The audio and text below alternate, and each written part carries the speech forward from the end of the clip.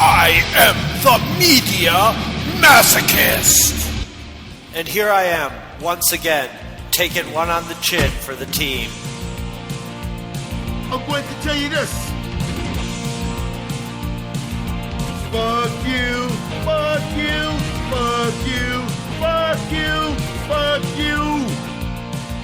And now, introducing your host, me, the guy who eats shit and tells you what it tastes like.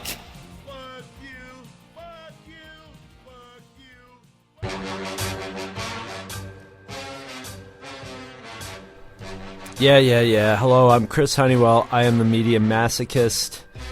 But you know, tonight, I'm just not feeling that fucking great about being the Media Masochist because I've just sat through my second viewing of the giant turd called fucking Zack Snyder's Sucker Punch. And I shouldn't even say Zack Snyder's Sucker Punch because usually, like, you tag the name of a real director, a real auteur or whatever onto the name of their movie, you know, and you get excited about it. But yeah, he doesn't deserve that status, but he does deserve to fucking be tied to this movie and be responsible for this fucking steaming turd of a film. Sucker Punch is the story of a girl who gets framed for a crime in order for her evil stepdad or dad, you don't really know, to inherit her mother's money, who her mother's died also. And so she's framed for this murder, sent to an asylum, and given a lobotomy. And during her lobotomy, various aspects of her personality die, but she is able, through the use of, probably part of her psyche, a guardian angel, to spirit away just one of those aspects of her personality into a happy place forever where the mean old world can't get to it. Oh, spoiler alert. Oh, I'm sorry. Did I ruin this fucking movie? Nothing can ruin this movie, man. This movie rolls over on its back and takes a giant piss and shit on itself. Where do I start? For one, this thing, okay, Zack Snyder, I'd like to say something like, Zack Snyder throws a lot out of there for you to chew on, but it just appears that he does.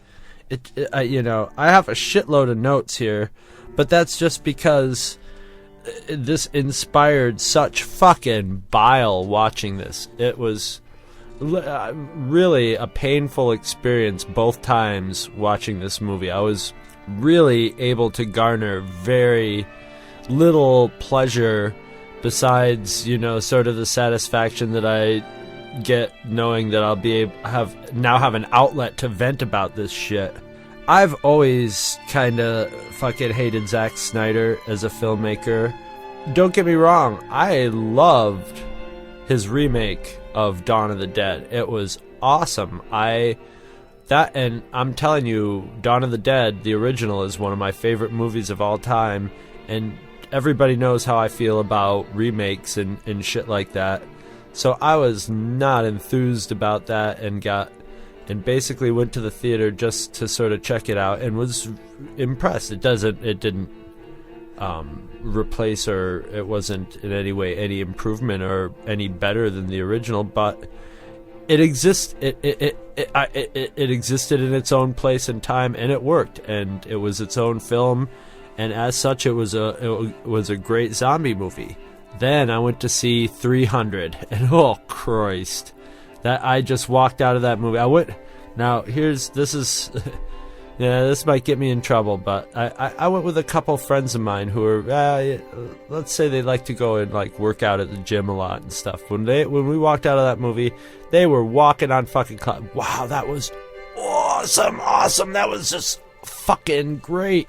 Did you see that? Blah, blah, blah. And I was like, really, you guys, did we see the same movie? Because it just seemed pretty much a hollow piece of eye candy to me, and the eye candy wasn't even that, like, awesome to me. After a while it started looking just like matte layers, digital matte layers, and just awesome. And the thing about that is, I think Zack Snyder's films are only as strong as his fucking source material. So whoever wrote Dawn of the Dead did a really good job with the screenplay. Maybe they even drew a bunch of pictures, like storyboarded it out for him. And then 300 was pretty much a page-by-page, frame-by-frame adaptation of the comic, more or less. You know, that's what he had. He just brought the visual of the comic to life, and I bought the comic, and I remember thinking, this is a pretty comic, but there's not much going on here. And the movie was exactly that. So that's when I started to get a clue that Zack Snyder was just basically, if you gave him something that he could copy, then he will copy the essence of it, and he will, you know, he'll hire a good casting director and all that, and he'll pay top-notch talent to film it and all that. And so when Watchmen came out, it was a decent movie because it was pretty much just a straight-up frame-by-frame adaptation of the comic book, you know?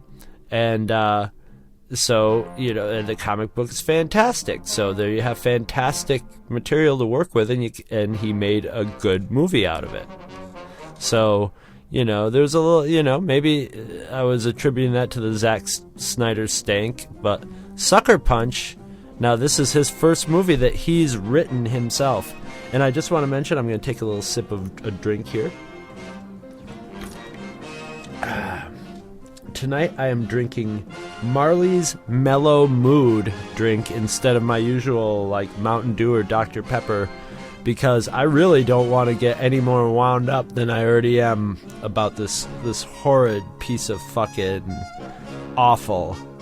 And I don't mean AWFUL, I mean OFFAL.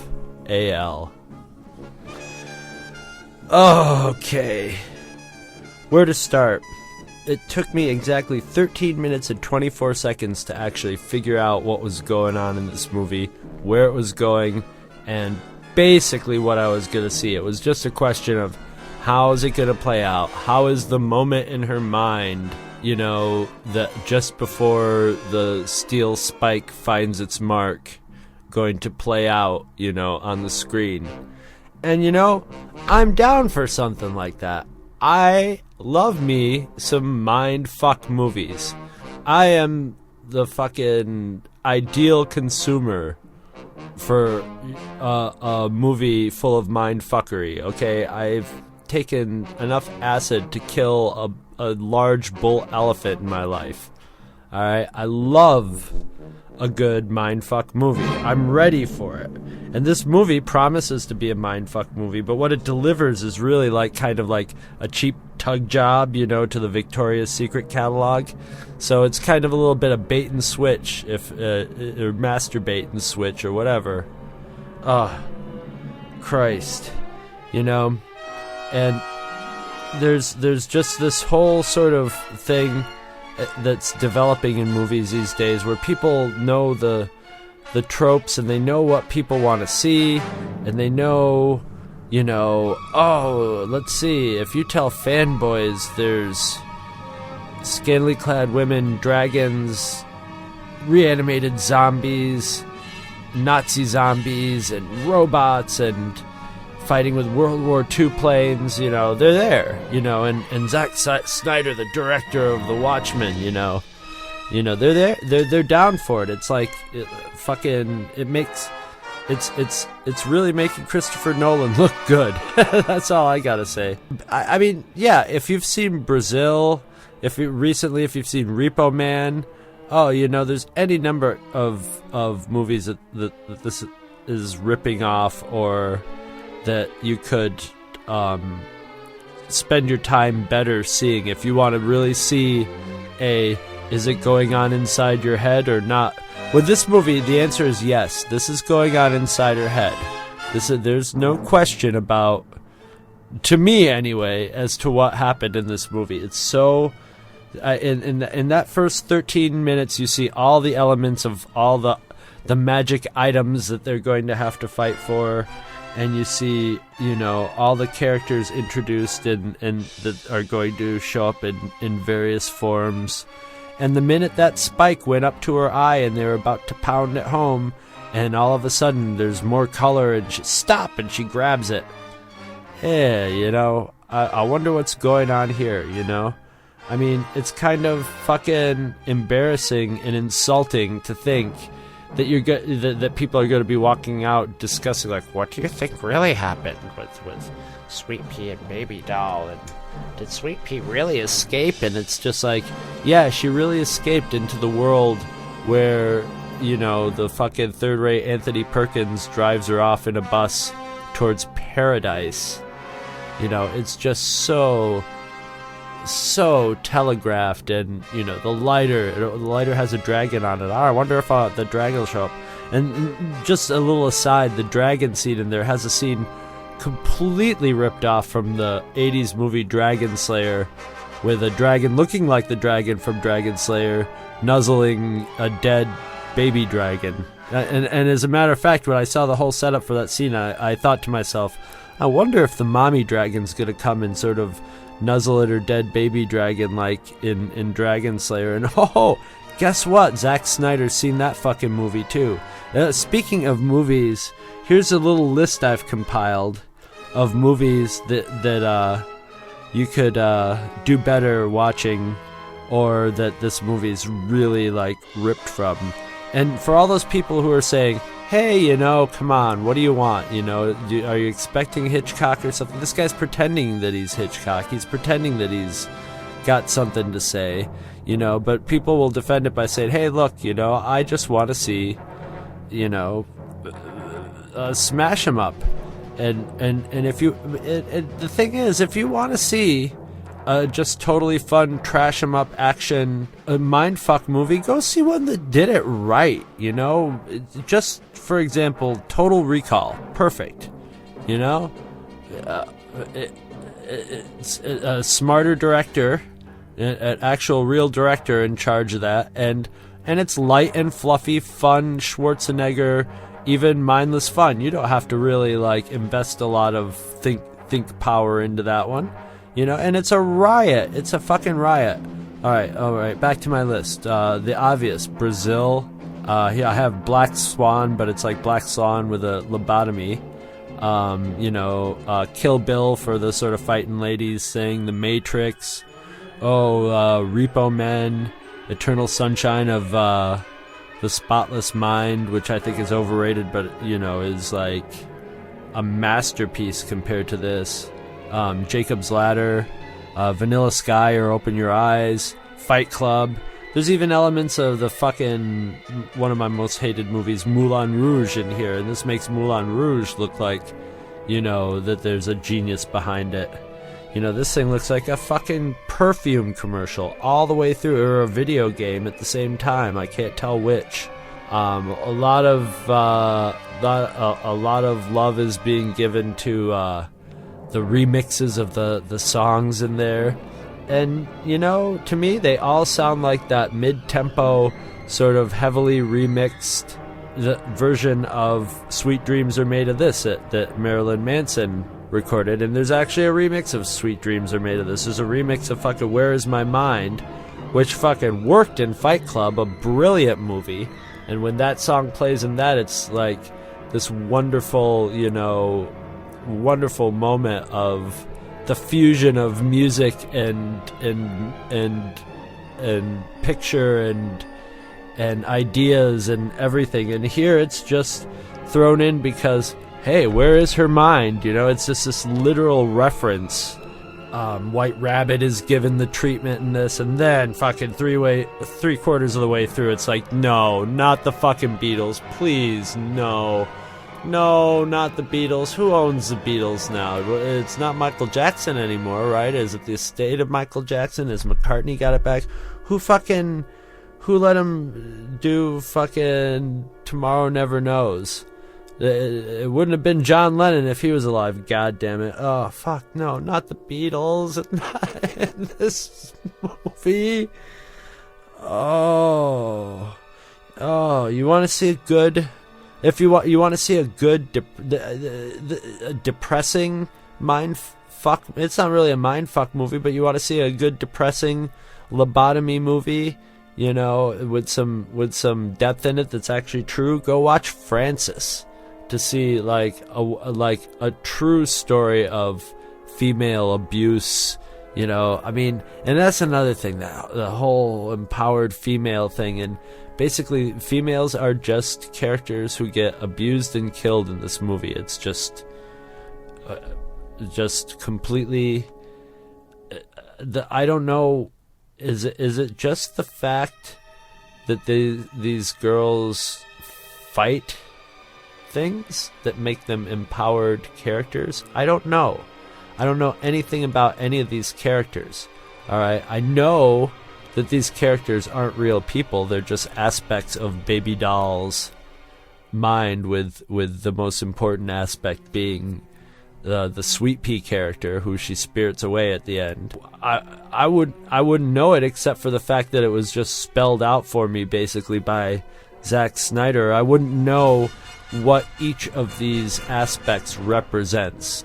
You can't. They're interchangeable. They all have that sort of Chloe Sevigny pixie-like look. They all sort of have the same build. There's not one of them stocky. Okay, I understand they're courtesans or burlesque dancers or whatever. Is it because it's PG-13 that what they do is really sort of burlesque dancing and not like actually screwing people? I don't know what was exactly meant by all that, but is it empowering to dress in your underwear and fight and dance and call each other hooker? Is hooker a term of endearment for feminists? I don't know. Are there any feminists out there who can tell me, do you call your friends hooker, when you're trying to give them a pep talk? Because I mean, basically it doesn't seem like that. It seems like the feminism in this is a kind of sort of trick feminism, which sort of tricks girls into being strippers, or not that you could trick anybody into being a stripper or a burlesque dancer, but it does say that's a good way of getting attention. And at the same time, ladies, it's empowering you because you're taking hold of your sexuality and whatever. I don't even know why I would even want to discuss it that in depth in this movie, because it's not even worth it. It's not even worth discussing the it's not even this. Why am I even doing this fucking podcast? Why even bother? Why draw attention to this hunk of fucking steaming slow-mo? Oh my god, what is his thing with? Is he so in love with his own pictures that everything has? There's about 4 different times where it's a slow-mo shot of these women jumping 20 feet down from something and doing that slow motion sort of X-Men landing with your legs and arms splayed out.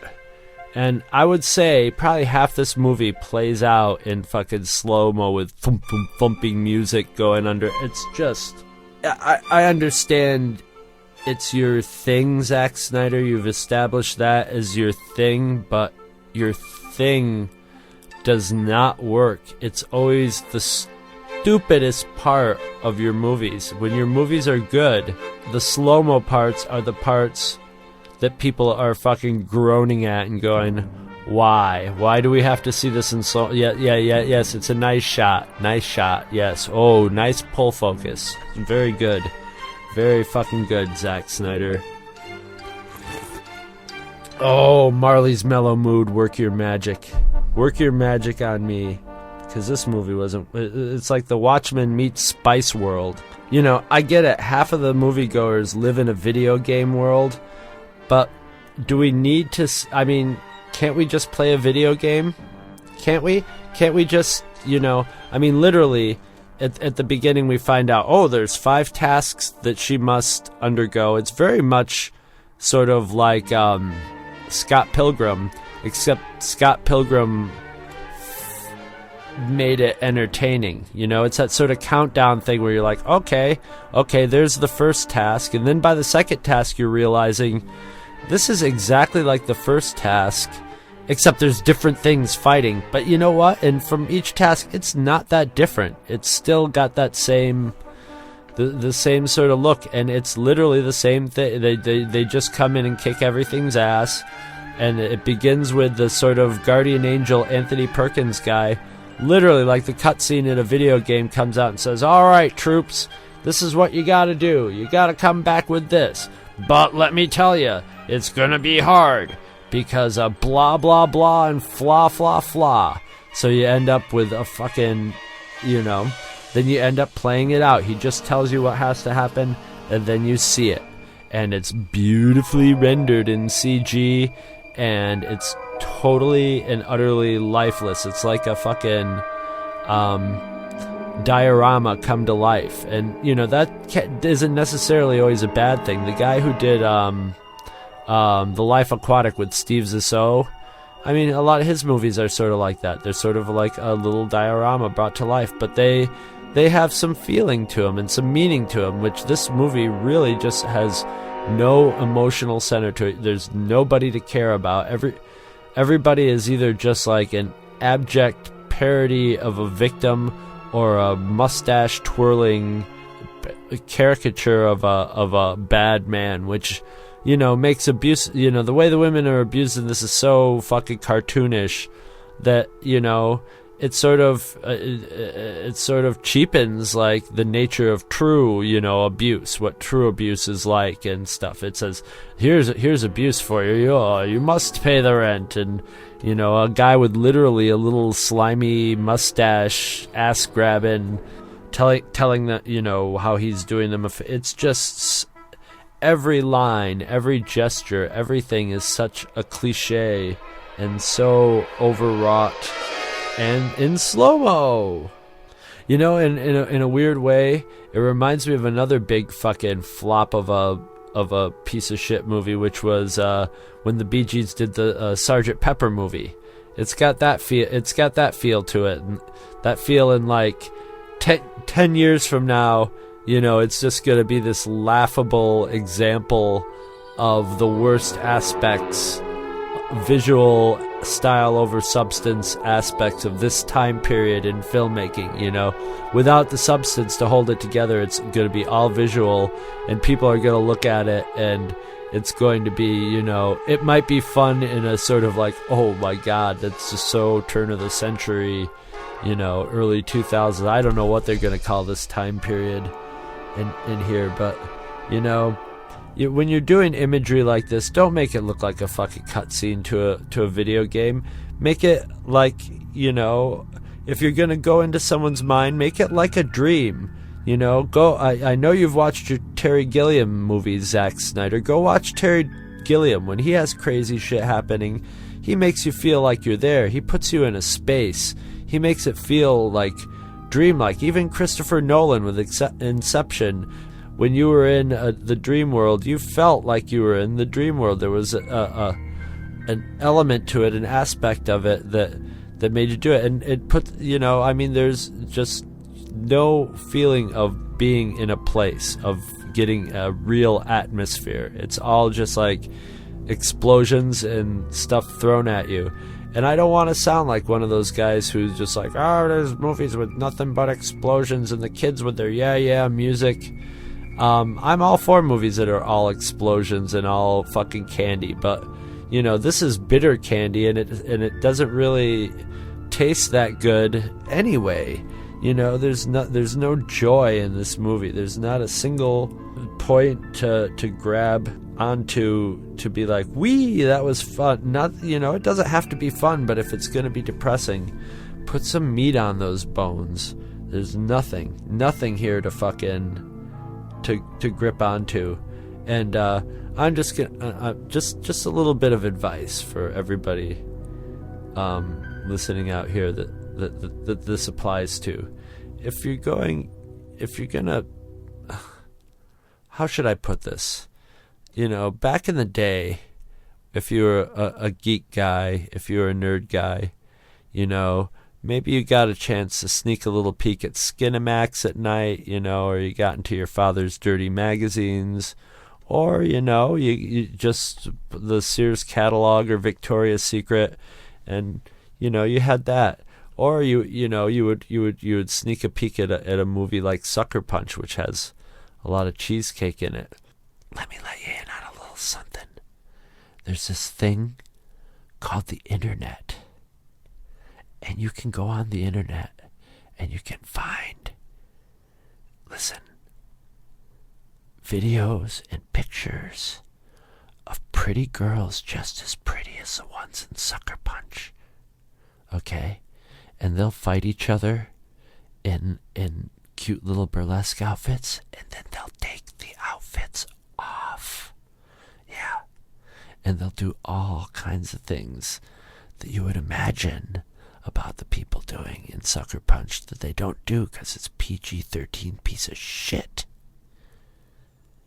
And all that stuff on the internet, it's to be had for free. For free. You don't have to pay $15 to see it.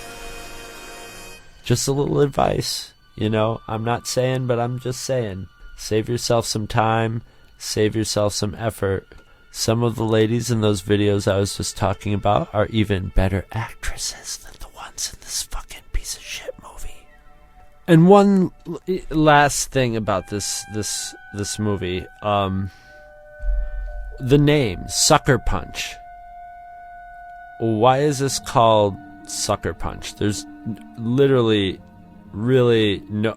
I'll say this. I think it sounded like I was going to say there's really no reason why this movie would be called Sucker Punch, but what I really should have said was there's really no reason that we should waste any fucking time trying to figure out why this movie's called Sucker Punch, because I could tell you why right now.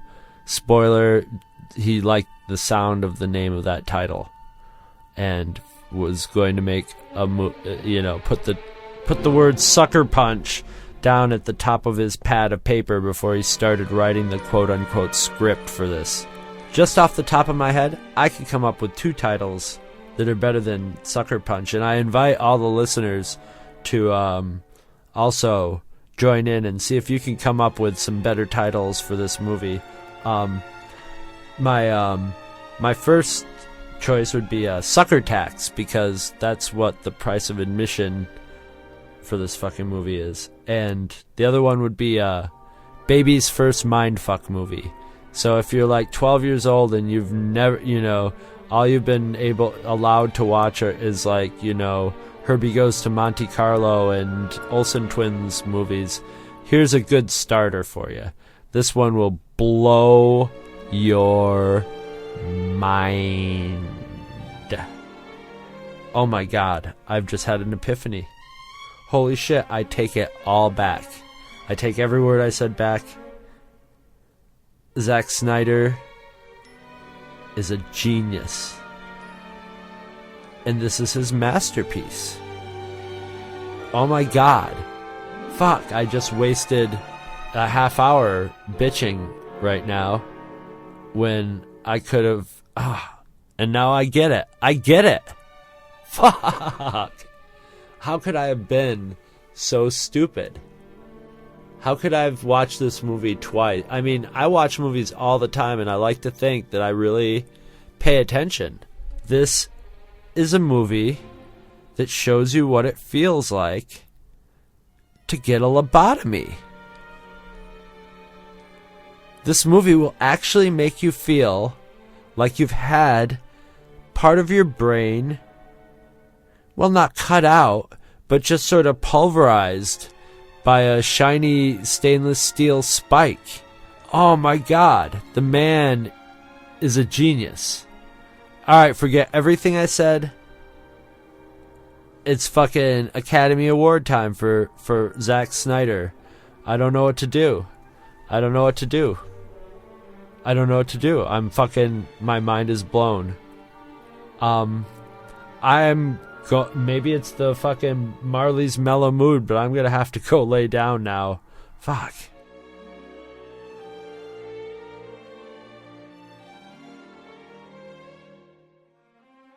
No, actually, fuck Zack Snyder.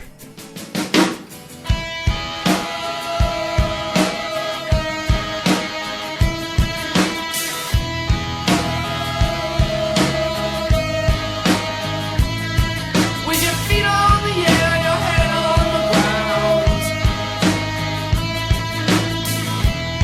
Try this trick and spin it. Yeah. Your head will collapse if there's nothing in it, and you'll ask yourself, where is my mind? Where is my mind? Where is my mind?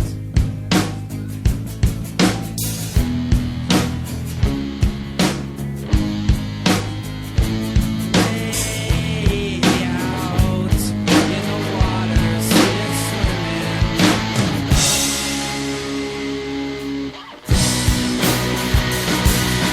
I was swimming in the Caribbean. Animals were hiding behind the rock, except for little fish, but they told me swear it's trying. Did you know you can sponsor an episode of this or any other of your favorite Two True Freaks affiliated shows? That's right. Simply click the PayPal link on our website, donate any amount at all, tell us which show you're choosing and what message, if any, you'd like us to read on your behalf, and you will be an official sponsor of that show's very next episode, with your message read in the show's opener. It's that easy, and there is no minimum donation. Be a show sponsor today. Visit our website at twotruefreaks.libsyn.com.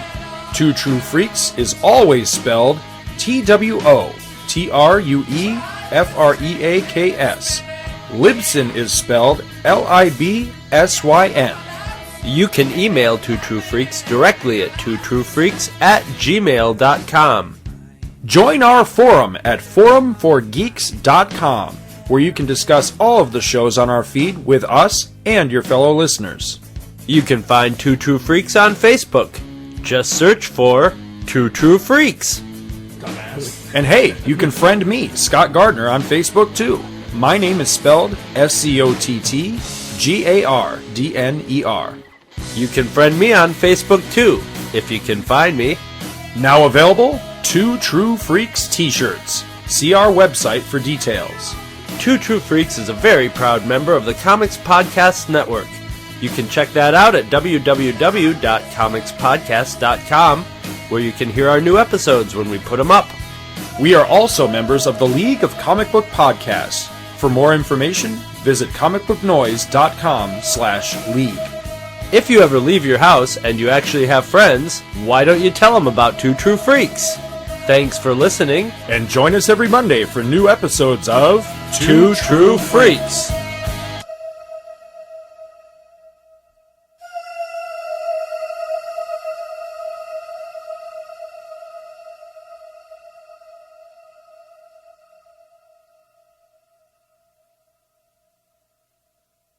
And Jesus Christ, this is the guy who's going to direct the next Superman movie, okay? Imagine Sucker Punch and then imagine Superman.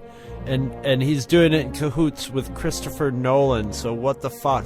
You got Mr. Bleak and Mr. Hack in charge of Superman. Can you just fucking imagine what a joyless exercise this is gonna be? What a fucking lifeless husk they're gonna make of, you know, possibly the most iconic superhero in the world. And I'm not even a big Superman fan, and this is already, you know, you can already smell like the anticipatory farts that they're letting off that are going to, you know, precede the massive diarrhea dump. It's just Zack Snyder. Let me just address you directly right now. Maybe a better job would be like art director or director of photography for an actual real director. You know, somewhere where your talents would actually be fucking useful. Why do I have to say this shit?